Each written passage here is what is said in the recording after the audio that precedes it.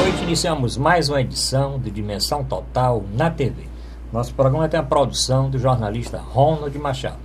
Lembro de início o WhatsApp do programa, anote aí, aqui é Fortaleza 85 99925 1122. Lembro também o nosso portal na internet, portal@arrudabastos.com.br, o telespectador rever qualquer um dos programas anteriores. São quase 200 programas aqui na TV+. Hoje, participando do nosso programa Dimensão Total, temos o Dr. José Maria Filomeno. Dr. José Maria é advogado e economista.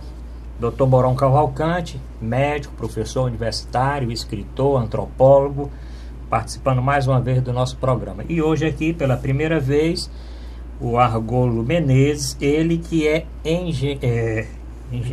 empresário de marketing, tá certo? E vai divulgar aí em todas as redes sociais, ele vai dizer quais são o nosso programa, mas vai participar debatendo os temas que os nossos telespectadores encaminharam para o programa de hoje.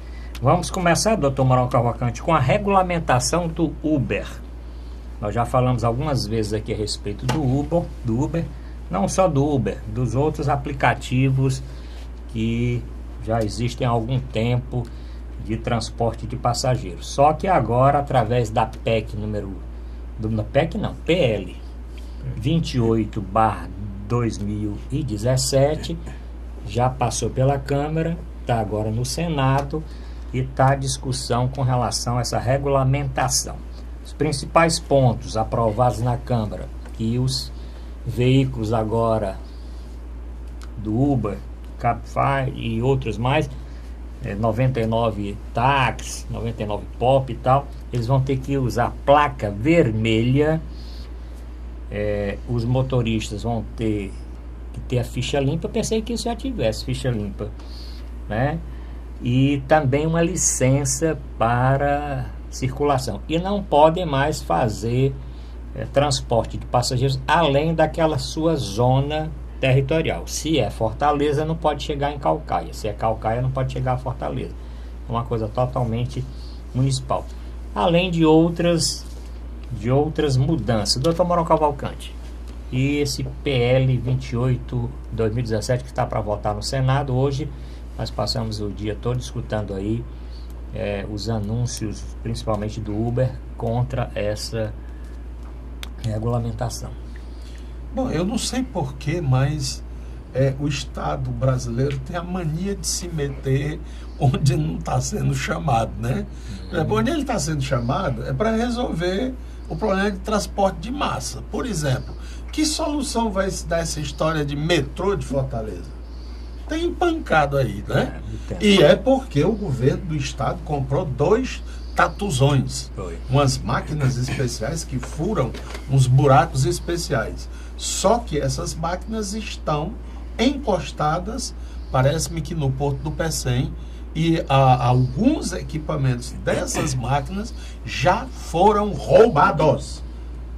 Você sabia disso, nobre contribuinte estadual? Mas isso não preocupa o governo. Existe uma linha que deveria ser criada da estação central de trem, não é? Até pela Costa Barros, acompanhando a Costa Barros, e ao chegar num determinado momento ela iria para o Mucuripe e para a Unifor. Mas está parado, ainda não começou nem no começo, no ponto zero.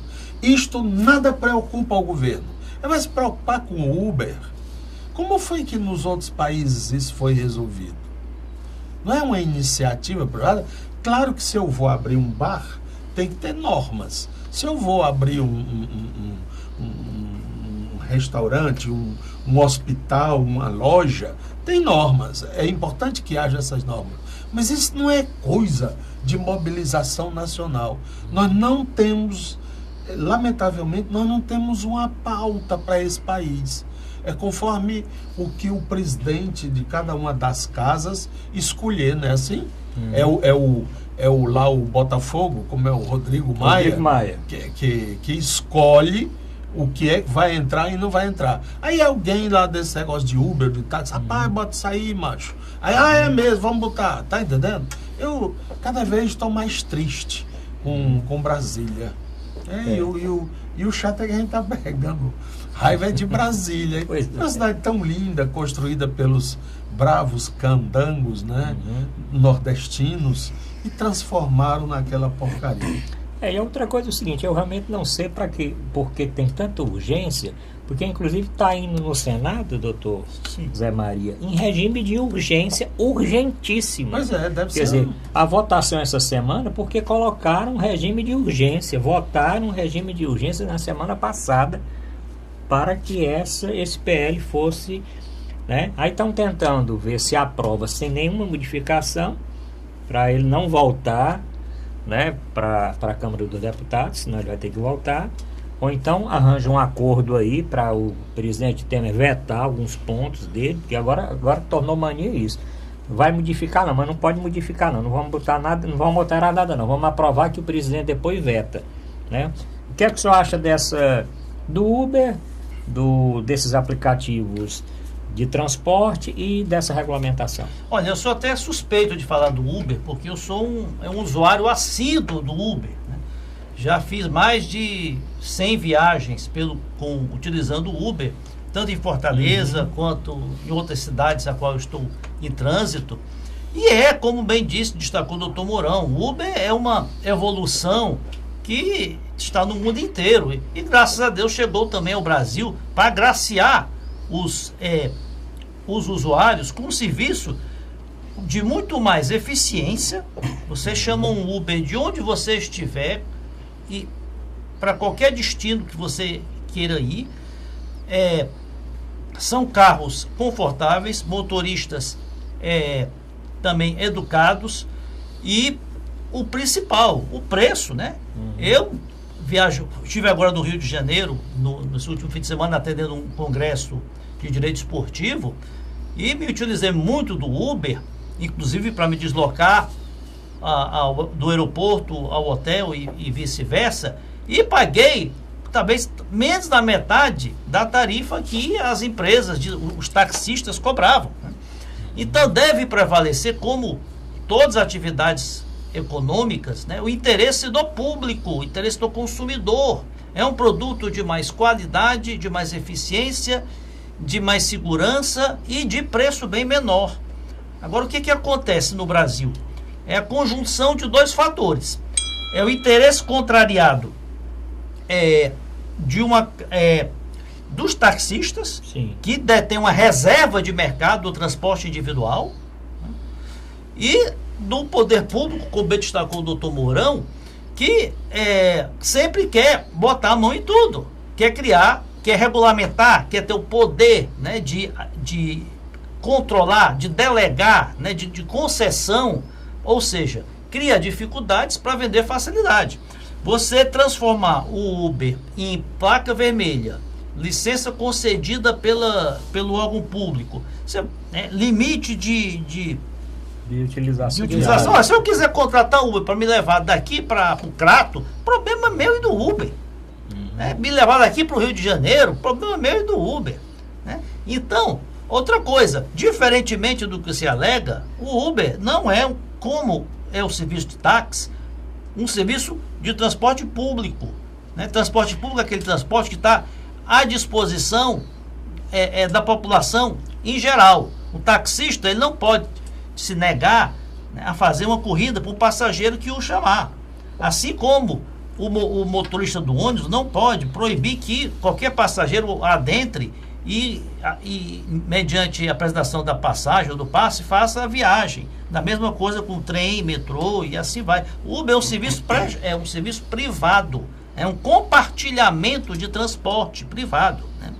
Então, acho um retrocesso grande nesse movimento político para querer proibir o Uber e os demais aplicativos.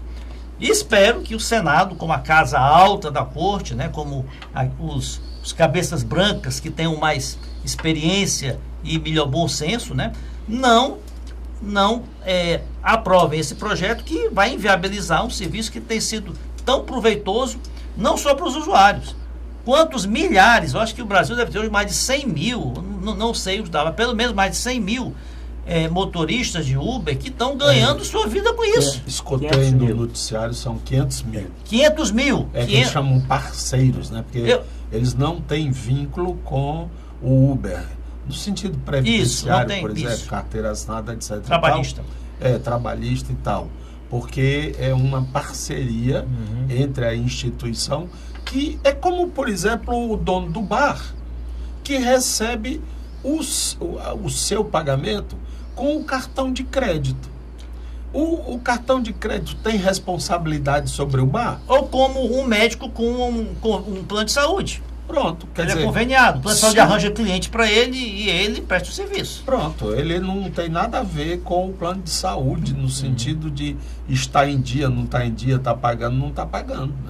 Né? O que o Uber diz é o seguinte, são 500 mil parceiros, 17 milhões de usuários no Brasil. 17 milhões de usuários. Isso. Como o senhor usuário, 17 milhões no Brasil todo e 500 mil parceiros. Olha só, eu sempre gosto, quando eu entro num taxista ou no motorista de Uber, eu sempre gosto de conversar. Olha, quanto tempo você dirige Uber? Olha, estou dirigindo há um ano e meio. E por quê? Porque eu fiquei desempregado, ou porque eu tinha um pequeno negócio, o negócio fechou com a crise, ou porque eu estudo à noite e é a maneira de eu ganhar um dinheiro. Olha, com a crise econômica que o Brasil está, 13 a 14 milhões de desempregados, o governo deveria agradecer ao Uber, que está gerando possibilidade de trabalho, de renda para 500 mil de brasileiros. Argolo, me diga a respeito, você é um usuário, sei que você é um usuário frequente também, né? Eu já encontrei você aí de Uber, não sei quantos locais. Isso é verdade. Eu sou usuário do Uber, eu posso dizer que é a nível nacional, até porque eu viajo muito no interior do estado e vou também para fora do estado, né? Eu vou para São Paulo, Rio, e eu utilizo bastante o Uber agora, recentemente, com o 99 Pop. Olha, eu acho o seguinte, como o Dr. Mourão falou, todo negócio que ele for montado tem que ter uma certa norma, né?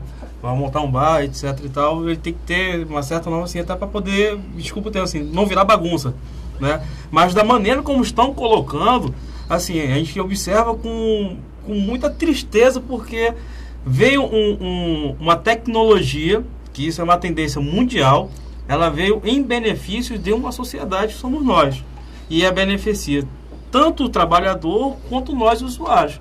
E eles colocarem toda essa dificuldade, assim, é algo triste, com tantos problemas que o país tem a serem resolvidos para poder vir querer, de uma certa forma, cercear o uso desses aplicativos para transportes. Então, tipo assim, eu converso muito com os usuários de Uber e tal, e falo, quem vai pagar o pato somos nós.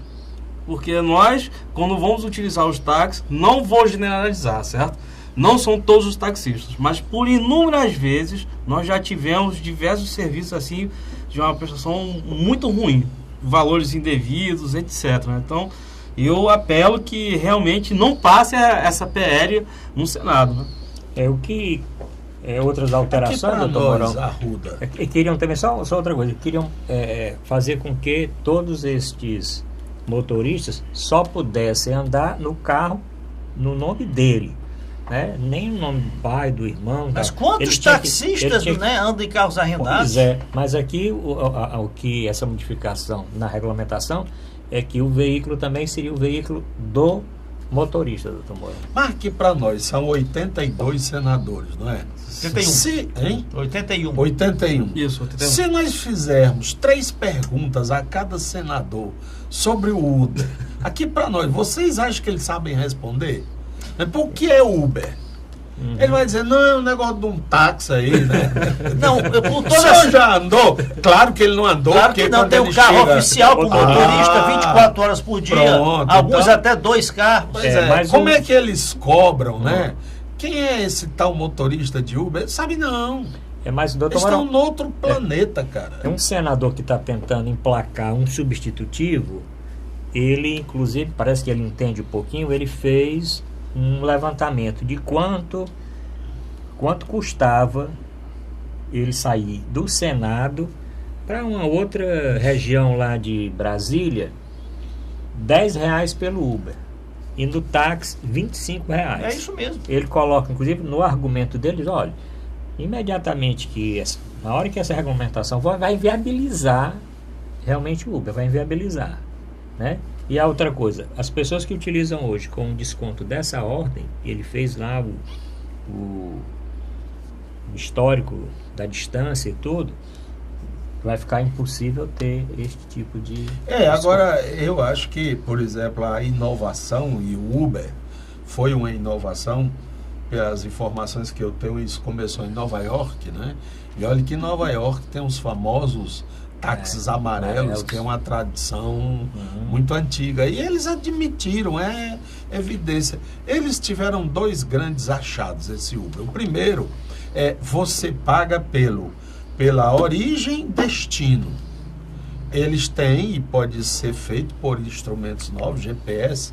Qual é isso em quilômetro? Quanto é que dá isso em quilômetro? E eles cobram isso. Se vai demorar mais, se vai demorar menos, se ele vai fazer curva, não sei por onde, como, é sempre a nossa impressão, quando a gente pega um táxi aí fora, né? Rapaz, esse cara tá rodando, sabe?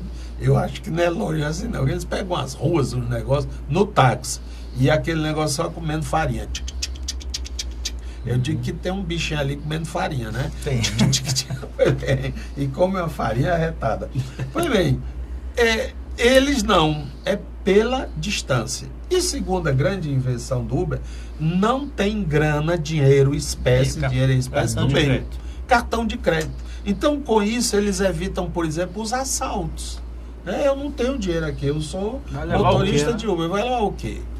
Então, já foi faturado lá na central. Então, essas inovações é que permitem a baixa do preço. Quantas, tá entendendo? E aquele mal-estar que ainda, a corrida foi 17,40. Aí você dá 20, o cara fica coçando os bolsos, abrindo as gavetas, não sei o quê, e por baixo do solado dos pés e tal, até que você diz, não, deixa, tá bom. Por coincidência, eu retornando do aeroporto ontem, o aeroporto Pinto Martins para minha casa, a tabela lá no aeroporto do serviço de táxi era de R$65 para o meu destino. Eu chamei o Uber foi algo em torno de 22, quase R$23. Dá para ir 3 Eu vezes. perguntei ao motorista do Uber por que é tão mais barato, né? Vocês são tão mais baratos. Olha, a tecnologia, né? Nós estamos conectados com a central que está sempre arranjando corridas, né? Ela sabe para onde eu vou e já sabe, né, que tem um passageiro perto região, do meu destino. Esses táxis do aeroporto, o que acontece? Eles vão e voltam batendo. Vão e voltam vazio para o aeroporto. Quer dizer, tem um custo aí dobrado, né? Então, olha, não tem como comparar. Mais alguma coisa, Agulho? Nós vamos mudar de assunto, vamos fazer o primeiro intervalo. Mais alguma coisa? Não, olha, é isso mesmo. É preocupação muito grande em caso dessa PLV passar. Eu não sou advogado, não sou da área jurídica, mas eu acredito que isso vai ser judicializado e certamente deverá ir para o Supremo, né? E a outra coisa é o seguinte, ficou também... Vai ser a nova briga do Gilmar. Bom, ficou como se fosse uma briga entre os taxistas e as pessoas do Uber. E o governo, nós não observamos nenhuma atitude do governo tentando também melhorar a situação dos taxistas, né? Por que não melhorar a situação? Reduzir alguma impostos, alguma coisa, melhorar aí uma forma, né? Além do veículo, né? Que tem um desconto quando eles vão comprar. Não, ainda tem isso. Né? Eles têm esse benefício da isenção fiscal de boa parte dos impostos na aquisição do veículo novo, né? E outros benefícios também. Agora, é o interesse contrariado, né? Eles estão tendo uma concorrência que nunca tiveram. Primeiro, aumentar o número de táxis na cidade de São Paulo é um absurdo, porque tem táxis demais. Mas e como falar isso para o passageiro, por exemplo, que está na periferia, que não consegue achar táxi, que está numa cidade, num bairro à noite e não consegue achar? Porque a gente sabe, a gente usa táxis, tem lugares que a gente não consegue achar. Você quer dizer que o taxista também não gosta de ir para a periferia? Não gosta. É que aquele povo, corrida. O pessoal da periferia que se diz não é, vamos dizer ali, a freguesia do Ol, e Mirim, lá onde eu moro. Estou dizendo lá, Guaianazes, São Miguel Paulista, Grajaú. Isso aí é negócio de pobre. Pobre mora nesse lugar, também não vai querer carro na porta. Pobre tem que se conformar que ele é pobre.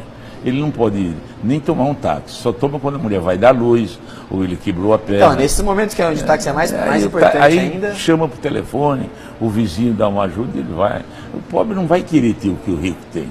Mas não é importante ter uma opção, por exemplo, o UberX é uma opção 30% mais barato que o Uber normal. É uma opção que ele poderia ter na porta da casa dele. Eu lhe pergunto, meu jovem, aquele cidadão mora lá na periferia, primeiro ele não sabe nem de Uber, né? Não sabe nem o que é isso. Depois ele vai chamar um carro desse que só roda no centro, esses carros não vão na periferia. Não, se tivesse essa opção lá, e hoje a tecnologia está em todo lugar, todo mundo tem um smartphone, lá ele poderia com certeza chamar um carro desse. Nós podemos até chegar lá, mas por enquanto não está dando, vamos ter que brecar, senão eles invadem a cidade de São Paulo.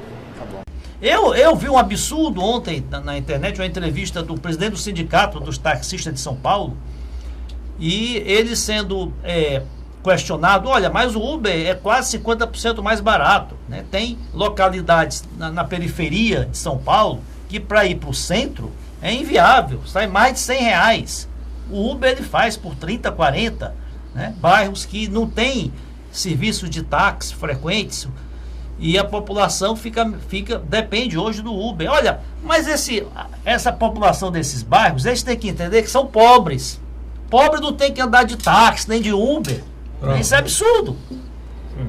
Está resolvido. Bom, vamos terminar o primeiro bloco do programa. Voltamos já.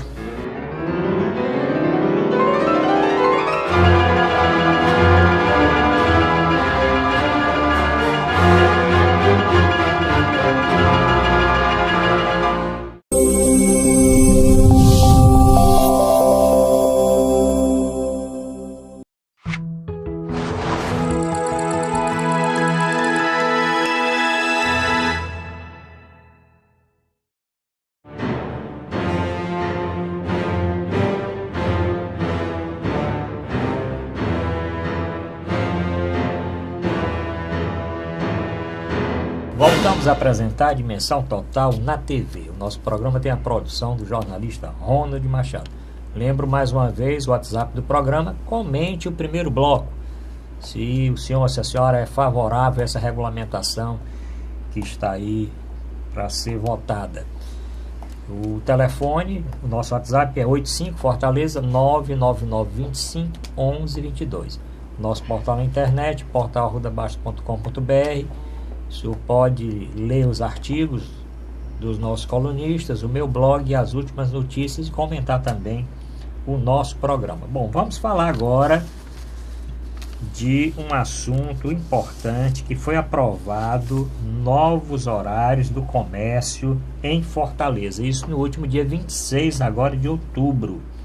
E essa lei já está valendo, porque o nosso prefeito já sancionou a lei. É lei. E essa lei diz assim, foi 28 votos a 7 o resultado, né?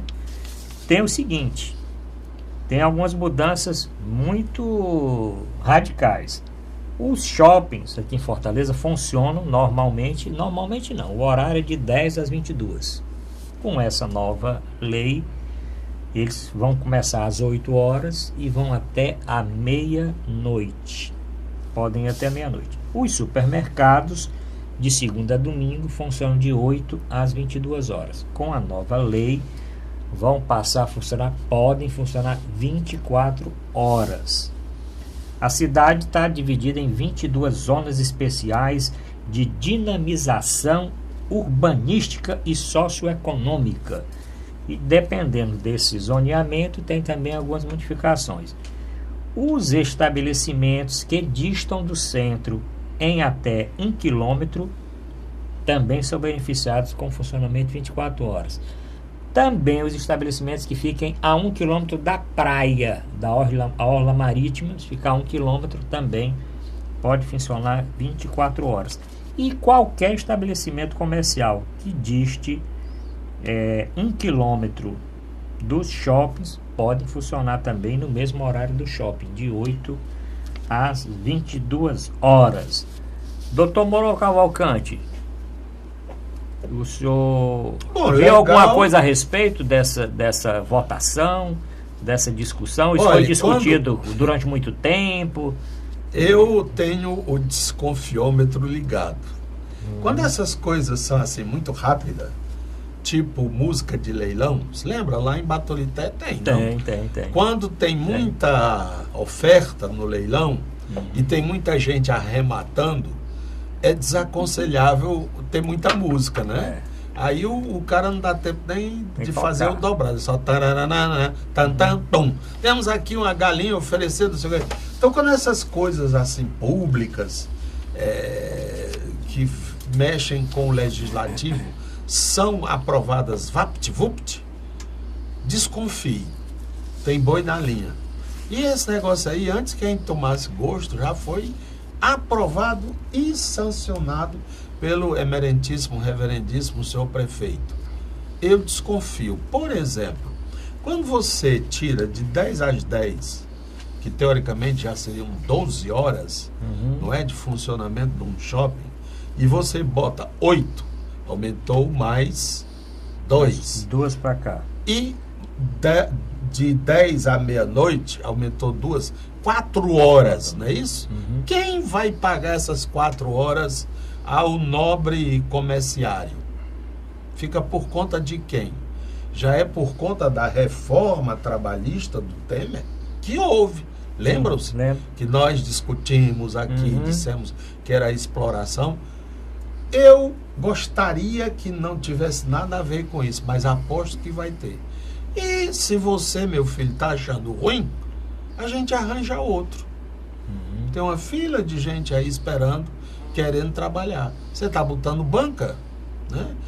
Mas, meu senhor, onde é que eu vou almoçar? Você traz a quentinha de casa, meu filho. Mas como é que eu posso fazer a quentinha se eu tenho que já estar 8 horas aqui? Eu vou ter que acordar às 4 da manhã. Aí você ainda está nesse luxo de dormir? Pronto. Nós vamos já ter que lutar também pela escravatura urbana, metropolitana. Só tenho uma pergunta a fazer ao nobre prefeito, que afinal de contas ele sancionou. Sim. Quem vai pagar essas 4 horas a mais? Eu vou perguntar isso ao doutor Zé Maria, que é advogado aqui, o único advogado da mesa, eu vou perguntar, tá certo? Mas, doutor Zé Quer Maria... dizer, aumenta-se, é isso que eu queria dizer, aumenta-se o tempo de sim. trabalho, não é isso? Portanto, vai ter que ter ali funcionários, Sim. operários, comerciários. Quem vai pagar esse tempo? Doutor Zé Maria, realmente, o que chamou a atenção foi realmente a rapidez da lei ser sancionada. Normalmente essa lei passa não sei o que, enrola um pouquinho, né? Isso aí demora anos quando não se quer. Votada dia 26 e foi sancionada, né? Era uma reivindicação que já vinha há algum tempo, sim, né? Teve um período até que tentaram votar uma coisa parecida, ali colocando como na Monsenhor Tabosa, isso, né? Rua 24 horas. Rua 24 horas e tal. Agora, o que os comerciários também alegam, doutor Zé Maria, é que com essa segurança que nós estamos tendo aqui na capital, essa violência que nós estamos tendo, que essas pessoas saírem meia-noite de um shopping não vão para casa não, porque sair meia-noite, como é que eles vão sair de um shopping meia-noite com essa, os comerciantes, eles vão deixar... Se eles saírem meia-noite, eles só podem entrar no dia seguinte, o intervalo de repouso. Interjornada, ou seja, entre uma jornada e outra, tem que ser de no mínimo 11 horas. 11. Se eles saírem meia-noite, eles só podem entrar no dia seguinte às 11 da manhã. Bem, tem que se distinguir quando se fala que o comércio, determinados estabelecimentos são podem funcionar 24 horas, ou podem funcionar os domingos, ou podem funcionar das 8 à meia-noite. Isso não quer dizer que os funcionários, os comerciários, os seguranças do shopping vão trabalhar 12 horas ou 24 horas seguidas, ou vão trabalhar todos os domingos, né? Isso é horário que o estabelecimento pode ficar aberto ao público. O horário de trabalho dos empregados, ele vai seguir os ditames da lei trabalhista, da CLT e das convenções coletivas de trabalho de cada categoria. No Brasil, não se permite que se trabalhe mais de 44 horas semanais, né? Ou mais de 8 horas por dia, que pode, pela reforma trabalhista que o doutor Mourão citou, se estender até 12 horas, desde que essas 4 horas adicionais sejam compensadas com folgas ou com redução na jornada de outros dias. ou que elas sejam compensadas no banco de horas, né? Que é um conta corrente. Aquela semana que o empregado for necessário trabalhar mais de 44 horas, ele compensará na semana seguinte ou no outro período em que o movimento for menor. O que acontece, Arruda, é que novas situações, né, o comércio, a atividade econômica, ela tem que acompanhar as mudanças do comportamento da sociedade. Nós não vivemos mais como 30, 40 anos atrás, em que o consumidor é que tinha que se adaptar ao horário do comércio. Hoje, com a dinâmica, é o comércio que tem que se adaptar ao horário do consumidor, né? Consumidor, qual é o dia que a maioria de nós que trabalhamos, né, o expediente inteiro, temos para ir fazer alguma compra? À noite ou nos fins de semana, né? Então, o comércio tem que se adaptar. A primeira grande mudança foi a possibilidade, alguns anos atrás, do comércio dos shoppings abrir aos domingos, ou comércio a abrir aos domingos, né? Que foi uma grande evolução. Então, eu vejo como positiva essas adequações, que elas vão de encontro com a demanda da sociedade, né? A sociedade é que ganha, que tem o comércio aberto mais tempo, em horários que lhes são mais convenientes, e para a sobrevivência até dos empregos. O que tem acontecido? O mundo tem mudado. O comércio, esse comércio tradicional, ou de rua, ou de shopping center, ele tem sofrido muito, ele tem perdido muito espaço com o comércio, o e-commerce, ou então o comércio pela internet, a domicílio, né, como essas grandes portais de compra, o Amazon e outros, né, que estão ganhando muito espaço. As pessoas hoje compram, até por questão de segurança, por questão de comodidade, elas compram pela internet ou por telefone para receber em casa. Pra você ter uma ideia, nos Estados Unidos está havendo uma grande crise de shopping centers, né? Eu acho que mais de 20% dos shopping centers dos Estados Unidos, né, ou fecharam ou vão fechar nos próximos 5 a 10 anos. No Brasil também, essa situação já está chegando. Você vê muitos shopping centers que foram abertos nos últimos 3, 4 anos, já estão tendo uma queda muito grande nas suas atividades, com lojas fechadas. Então, é um problema sério. Tem shopping center nos Estados Unidos, né, que fecharam por completo, deram espaço a grandes centrais de distribuição dessas empresas que trabalham com comércio remoto, né? Argolo, diga aí, com relação a essa nova lei, eu digo, os comerciários, eles falam que o doutor Mourão falou, reclamam exatamente que esse pagamento não vai ser o que se deve, que vai ter muita gente trabalhando quase como escravo e que a insegurança de você trabalhar até meia-noite, que a pessoa que é dispensada meia-noite não tem como hoje pegar um transporte coletivo e chegar lá, saindo de um shopping que fica aqui no Papicu, chegar lá no conjunto Zé Walter e tal. Um pequeno detalhe, Arruda. O ano passado nós estivemos na Suécia, na Dinamarca, na Bélgica e em Portugal. Domingo it's closed. Sim. Fechado.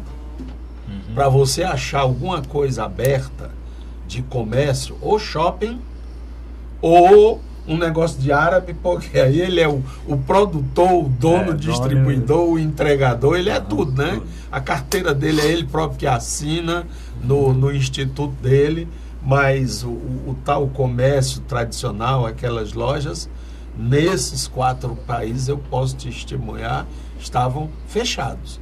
E eu recordo muito, eu gosto muito de Nova York, e Nova York também fecha. Dia de domingo é aquelas ruas, né? Que são ruas, algumas bem largas, as avenidas, largas, sem uma viva alma. Washington, então, Washington é triste. Então, onde é que estão essas lojas abertas? Isso é coisa tupiniquim. É a exploração do trabalho do homem. A gente tem que dar o nome às coisas. E essa pressa do poder público demonstra a serviço de quem está esse governante. É ao serviço das classes empresariais, não é do trabalhador. Porque assim como nós temos direito a descanso, esses trabalhadores também têm. E é bom que os sindicatos, por isso é que quer se acabar com os sindicatos, quem vai criar confusão para que essas coisas sejam cumpridas, minimamente cumpridas, são os sindicatos. Mas eles estão sendo desarticulados. Meu filho, é assim. Meu filho, se você quiser trabalhar, é assim. Se não quiser, tem uma fila ali fora só esperando. Argolo, aí a sua opinião com relação a essa nova legislação? Eu vejo com bons olhos realmente a ampliação do comércio. Realmente, como o doutor Zé Maria está falando, a sociedade ela se evoluiu, muda-se os costumes, assim como chega a tecnologia ela evolui e naturalmente nasce uma nova demanda, né, de serviços, de produtos, etc. Então eu vejo com bons olhos justamente a gente ter assim, uma oportunidade de ter um horário a mais para a gente poder usufruir desse serviço. Agora assim, o outro lado da moeda, que é a questão trabalhista, que é a questão de segurança e tal, aí nossos governantes, aí sim, nós temos que cobrar os deles e justamente proporcionar essa segurança para a gente, né? Até porque assim, nós como produtores, né, como empreendedores, nós também passamos por isso.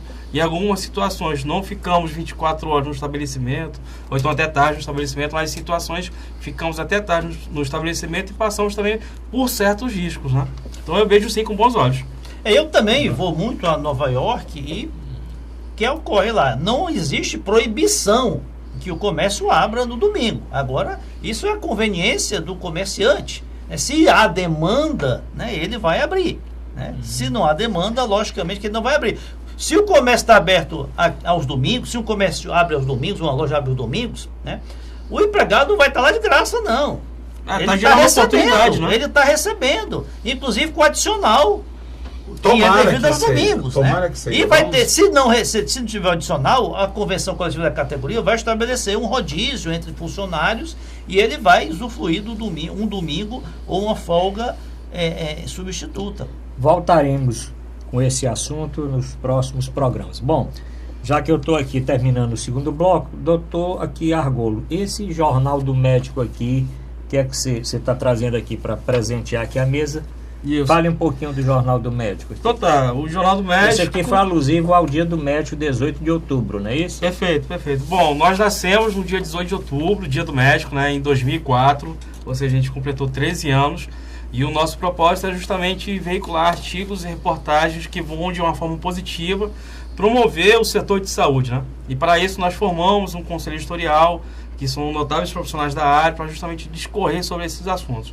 Então a revista de número 90, ela traz na capa o destaque para a medicina de emergência, que foi uma especialidade médica recém-reconhecida, está com pouco mais de 2 anos, e com o reconhecimento dessa especialidade médica, há uma expectativa muito grande de que as emergências hospitalares, elas passam sim por de uma certa forma, assim, uma grande evolução, já que com isso nós teremos uma qualificação maior ao setor de emergência.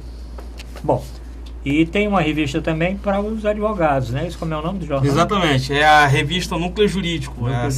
Revista Núcleo Jurídico, eu até brinco com os leitores que assim, ela é o irmão do caçulo do Jornal do Médico. Pronto, então o doutor Zé Maria vai ser um dos próximos... Sem dúvida.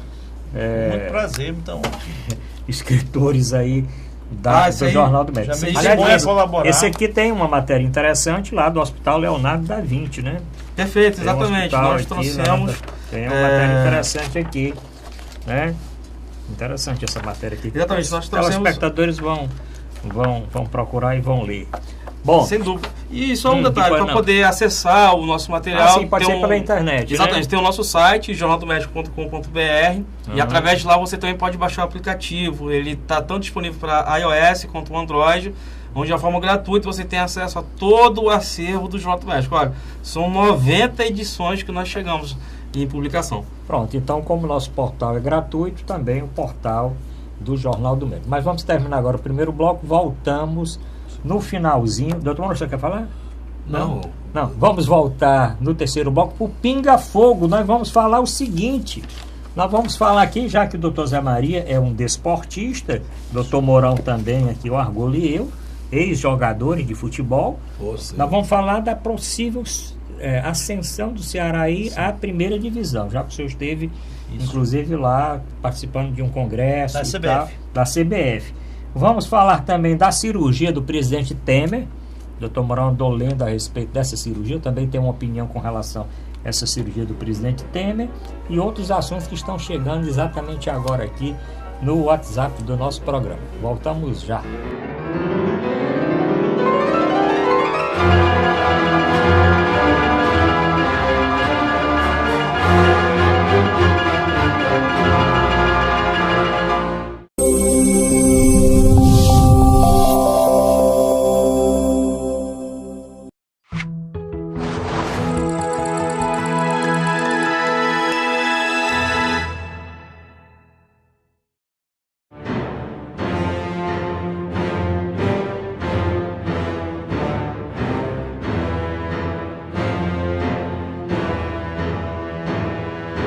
Voltamos a apresentar Dimensão Total na TV e estamos iniciando o terceiro bloco do nosso programa de hoje e não o segundo, terceiro bloco.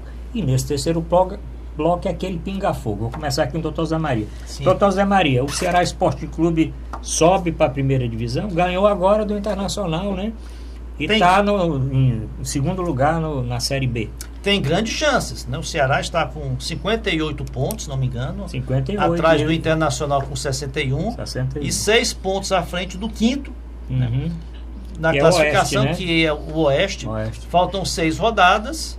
O Ceará tem 3 jogos fora e 3 em casa. Se ganhar os 3 jogos em casa, certamente ele garante a classificação para a Série A. O que seria muito importante, não só para a grande nação alvinegra, né? Que nós temos é uma das maiores torcidas do Brasil, do Ceará Esporte Clube. Para o estado do Ceará será importante, para o futebol cearense, né, que já vai ter o Fortaleza ascendendo à segunda divisão e o Ceará indo para a elite do futebol cearense, vai trazer os grandes clubes para jogar aqui, grandes rendas. Isso é bom para a imprensa, isso é bom para o futebol. O futebol Financeiramente, muito bom, porque a cota de televisão é mais de 30 milhões, né? Isso vai proporcionar que o Ceará Esporte Clube, além, né, do feito esportivo, né, ele se revigore financeiramente para almejar manter-se na segunda divisão, na primeira divisão por mais anos. Vamos torcer todos, né, todos pelo Ceará. Acho que, independente da paixão clubística, para o futebol cearense, para o estado, será muito positivo. E o Ayrton vai colocar então o gol do Ceará, vocês estão assistindo aí na televisão, o gol do Ceará no último final de semana, deu a vitória de 1-0. Aliás, o Internacional está ficando freguês, né? Quem diria, um time lá do Sul, acostumado a ganhar inclusive Libertadores, Mundial e tudo, né? Ser freguês de um time do Ceará. Porque o Ceará, no ranking aí, venceu mais o Internacional do que o Internacional venceu o Ceará. Futebol tem uma distância grande, inclusive. Caixinha de surpresa, né? Não tem lógica, né? O próprio Fortaleza, acho que esse ano ganhou 2 vezes do Flamengo. Né? Foi mesmo. Ganhou 2 vezes o meu Flamengo. Só chegou a jogar Ceará também? Não, eu nunca joguei futebol, assim, só na escola, recreativamente. Joguei um pouco de basquete, né? E tenho como hábito, né, como fazer caminhadas, fazer meu jogging, né? Estou agora no estaleiro, né? Vamos dizer assim, em função de recesso, em função da contusão que eu sofri, mas quero retornar o quanto antes. Doutor Argolo, o senhor jogou futebol, né? Tenho conhecimento que o senhor foi craque, né? Depois eu vou dar minhas qualificações, né? Eu joguei futebol muito na escola, né? Mas nunca assim, meio que profissional. E chegando aqui no Ceará, pouco mais de 20 anos, já, pouco mais não, assim, mais de 20 anos, eu conheci lá o Clube do México e até hoje eu vou lá no Clube do México, aquele tradicional racha, às terças e sábados, jogar uma bolinha lá e, poxa, futebol é um esporte muito bacana. E eu olho com muito bons olhos, embora que o Ceará também já deu umas lapadas no meu Flamengo, né?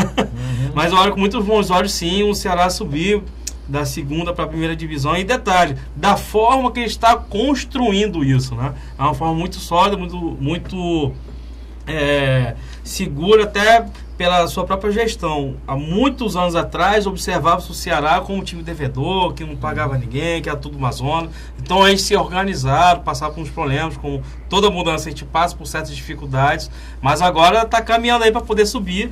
E particularmente eu torço para que o Ceará seja campeão, né? Pois é, ainda tem esse detalhe. O Ceará, além de tentar segurar a subida aí para a Série A do Campeonato Nacional, aqui o Campeonato Brasileiro, ele pode ser campeão brasileiro. Ele vai jogar aqui em Fortaleza com o Guarani de Campinas, vai jogar aqui com o Paysandu de Belém e com o ABC, que no momento acho que é o lanterna do campeonato, ABC aqui do Rio Grande do Norte. 3 jogos aqui. Vai jogar com o Juventude agora, nessa semana. E eu não sei mais depois o Goiás, se não me engano. Goiás, né? E tem mais um jogo fora que eu não outro time. Aliás, é o time que tem mais conseguido vitórias fora de casa. Isso. O Ceará tem sido um visitante. Mas como o doutor Argolo destacou, né, tudo isso é reflexo também da gestão do Ceará Esporte Clube, que nos últimos anos teve uma gestão que saneou as finanças, que procurou profissionalizar, né, que o futebol ele tem por tradição ser comandado de uma forma amadora, de uma forma... Os dirigentes são muito mais torcedores, né, do que gestores, né? Então o Ceará... E é plantando que se colhe, né? E isso é importante que esse exemplo, né, ele se perpetue, né? Se expanda para os outros clubes também. Né? Exatamente. Doutor Mourão, nós discutimos aqui quando da subida do Fortaleza, né? O senhor está lembrado? O senhor falou, inclusive, aqui, contou uma viagem que o senhor fez para um jogo em Natal, saindo da aula da faculdade, encontrou com os colegas num bar e de lá saiu para o Rio Grande do Norte para assistir um jogo do Fortaleza, já que o senhor é torcedor do Fortaleza. E com relação ao Ceará e a campanha que o time está fazendo esse ano? Eu acho que nós estamos vivendo um momento que nós merecemos. O estado do Ceará merece, porque é um estado que ama o futebol. Quando você vai, por exemplo, ao Rio Grande do Sul, onde já estive inúmeras e demoradas vezes, lá o negócio são 2 nações, né? É o Inter e o Grêmio. Mas isto não é feito, por exemplo, com tanta violência quanto em São Paulo ou no Rio, não é? Eles se insultam, eles brincam, eles gozam, etc e tal, e parece que até uma combinação, quando um time está lá em cima, o outro está lá embaixo, né? Agora é a vez do Grêmio, ele está bem destacado e o Inter está baixo. Aqui no Ceará nós também temos essas 2 grandes potências, Ceará e Fortaleza, e é bom quando os 2 estão bem, né? Mas não é para essas palhaçadas de ficarem se matando em estádio, cacetada, tiro de abaquato. Isso é quem não é realmente torcedor. A torcida, o comportamento em estádio é outra coisa. E do ponto de vista puramente de observação, eu acho o seguinte, que hoje em dia a maioria dos jogadores de quase todos os times é um pouco global, não é? Se você pegar, por exemplo, a equipe principal do Ceará ou do Fortaleza, quem é cearense ali naqueles 2 plantéis? Não tem 30%, né? Não. Pode ter até na reserva, se for somar o elenco todo, talvez tenha. Conta, né? Mas como titular, são poucos. Então, eu não entendo por que é que tem essa coisa de vai jogar fora. E vai jogar fora é a camisa. Tá entendendo? A camisa do Ceará está jogando em Porto Alegre. Porque a equipe, os jogadores, eles são dali, de São Paulo, Rio, Paraná, não é? Então eles não estão fora de casa. Aquele de primeiro era o Sapenha, o Ninoso, né? O Babá era o Gildo, Croinha. O Alexandre, o Croinha. Aí realmente os caras até morriam de frio, tá entendendo? Teve um dia, um jogo lá em São Paulo que o João, me tire que eu não tô aguentando esse frio não, tá entendendo? Mas agora são tudo passados na casca do alho. Então não existe essa história de jogo fora não, tudo é jogo dentro. tudo é valendo. E eu gosto que isso esteja acontecendo. Apenas peço, dê mais chance aos jogadores daqui, não é? Aqueles que vêm da escolinha, dos sub, das bases e tal. Mas parece que quando eles chegam 14, 15 anos, eles vão embora, né? Os outros times, não sei de onde, levam. É uma pena. Mas o doutor Mourão destacou, né? Um fato muito propício, né? O futebol é fonte de alegria, de confraternização, né? E a violência que tem descampado, né? Não digo nem em campo, mas dentro dos estádios, né? Aos redores, tem afastado o grande público, né? Tem sido um fator de que leva a torcida a sair dos estádios, a não ir mais aos estádios como costumava ir. Nós mais antigos lembramos que nós íamos com os colegas torcedores até de outros clubes, né? Juntos ao estádio, e depois saímos, né? O perdedor era gozado pelo vencedor e ficava juntos, né? E ficava tudo em paz. Hoje teve o advento dessas torcidas organizadas, né, que são verdadeiros gladiadores. Eles não vão para torcer, eles não vão para vibrar, muito menos para sofrer com a derrota. Eles vão lá para uma guerra campal. Tanto que você tem contingente de 500, 600, 700 policiais dentro de um estádio de futebol. Eu estive agora no final de semana, no final passado, no Rio de Janeiro, participando de um congresso do STJD, do qual eu faço parte como auditor, que buscava exatamente discutir, debater, era um seminário todos contra a violência, né? Tentávamos averiguar os motivos e soluções, né? Encontrar soluções para essa questão da violência, porque o propósito do futebol ser algo prazeroso, tanto para quem pratica quanto para quem assiste, torce, né?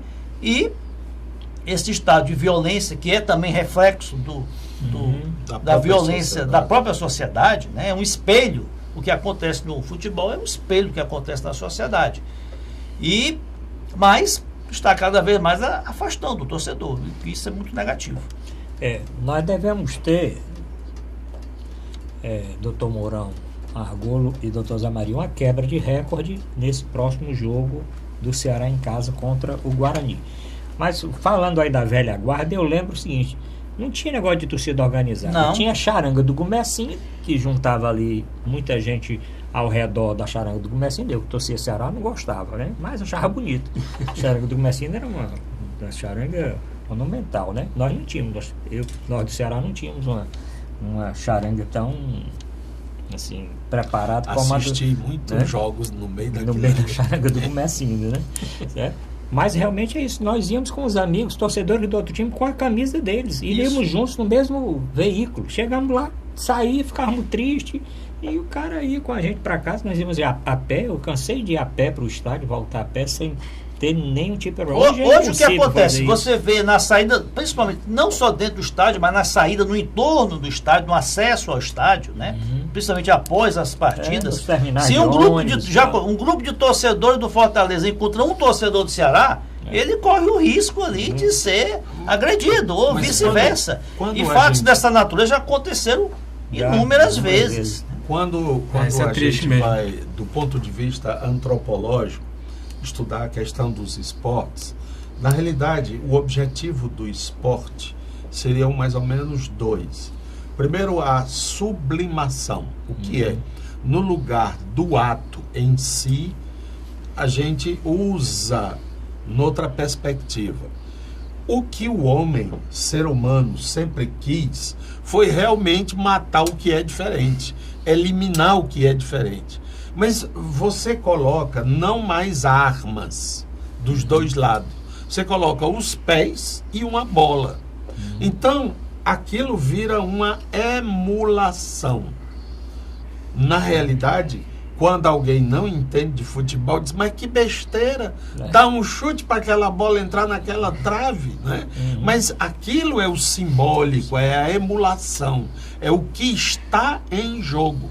Então, quando você parte para querer eliminar o torcedor da outra equipe, você está negando a própria essência do esporte e parte para a barbárie. Então, são pessoas incultas, isto é, que não introjetaram a cultura. Não, essas pessoas realmente deveriam ser proibidas de assistir um jogo de futebol porque elas não entendem o que é futebol. O futebol é vibrar com o traço, é vibrar com o banho de cuia, é ter a força de pegar aquela bola, levar até lá dentro, chutar, é o goleiro espalmar aquela bola do gol. Quer dizer, é próprio do esporte. Então, se eu abstenho isso não me dá nenhum prazer, nenhuma alegria, rapaz, invente outra coisa. Vai então jogar karatê, vá quebrar telha, vá, tá entendendo? Vá, jiu-jitsu, quebra coco na cabeça de preferência. Mas o estádio não é seu lugar. Então, é por isso que há uma grande diferença entre eu assistir um jogo de futebol sentado lá em casa, com todo conforto, não é, e tal, e outra coisa é estar lá. Há poucos dias eu fui, no dia que o Fortaleza perdeu de 2-0, né, para o CSA. Mas o que mais me empolgou não foi nenhum jogo, que me pareceu muito fraco, de ambas as equipes, né? Mas foi sobretudo a vibração daquela torcida, criancinhas bem pequenas com os pais, aqueles fogos, aquelas coisas.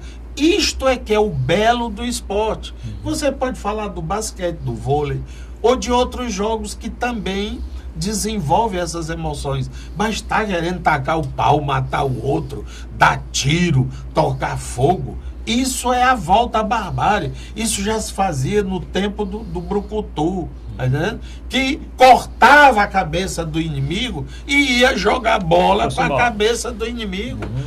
Queremos voltar para isso? Só traduzir para os mais jovens, traduzindo o doutor Mourão, traço é drible e banho de cuia é o lençol. Mas tem as terminologias são do nosso tempo, né? Mas o doutor Mourão, com toda a sua expertise aí no comportamento humano, disse tudo. Futebol tem que ser vibração, emoção. Existe o lado da competição, existe o lado da rivalidade.